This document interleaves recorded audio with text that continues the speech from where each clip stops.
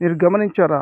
ఒక వారం రోజులు గానీ, 10 రోజులు కానీ మనం శారీరక శుభ్రత లేకుండా, స్నానం చేయకుండా ఉన్నామంటే మన శరీరం అంతా దుర్వాసన వస్తుంది.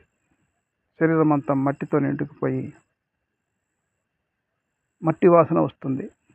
ఎందుకంటే మనం మట్టి నుండి వచ్చాం కాబట్టి మన శరీరం అంతా మట్టి అయి ఉంటుంది. ఇటువంటి ఈ శరీరాన్ని శుభ్రం చేసుకోవడానికి ప్రతిరోజు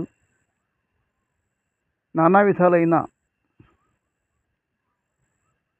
సబ్బులు, షాంపూలు వగైరాలన్నీ వాడి ఈ శరీరాన్ని శుభ్రం చేసుకుంటూ ఉన్నాం.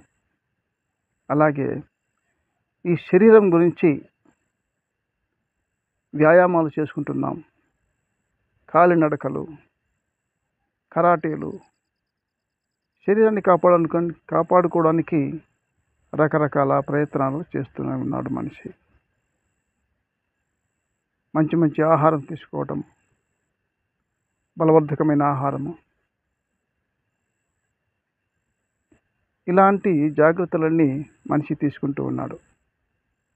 అలాగే ఆడవాళ్ళైతే రకరకాల సౌందర్య సాధనాలు, ఎదుటివారికి అందంగా కనిపించాలని, ఎదుటివారిని మెప్పించాలని, సమాజంలో గొప్పగా కనిపించాలని రకరకాలైనటువంటి ప్రయత్నాలు చేస్తూనే ఉన్నారు. మరి ఇంతగా ఈ శరీరం కోసం ఎన్ని ప్రయత్నాలు చేస్తున్నారు. కానీ ఈ శరీరాన్ని ఇచ్చిన దేవుణ్ణి మాత్రం మర్చిపోతూ ఉన్నారు. దేవుడు మనకి రోజుకి 24 గంటలు సమయాన్ని ఇస్తే మనం ఏం చేస్తున్నాం? దాదాపుగా 16 గంటల పాటు మన సొంత పనుల కోసం, వ్యర్థమైన పనుల కోసం కాలాన్ని వృధా చేసుకుంటూ ఉన్నాం. గంటల తరబడి యూట్యూబ్లో షార్ట్లు చూస్తున్నాం, పనికిమాలిన వీడియోలు చూస్తున్నాం. ఇలా యువత తమ సమయాన్ని వృధా చేసుకుంటోంది.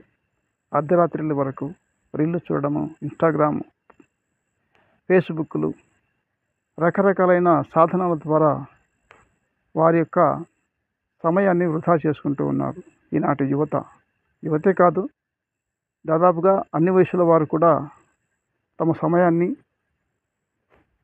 వృధా చేసుకుంటూ ఉన్నారు. మరి దేవుడిచ్చిన ఈ సమయాన్ని బట్టి ఏనాడైనా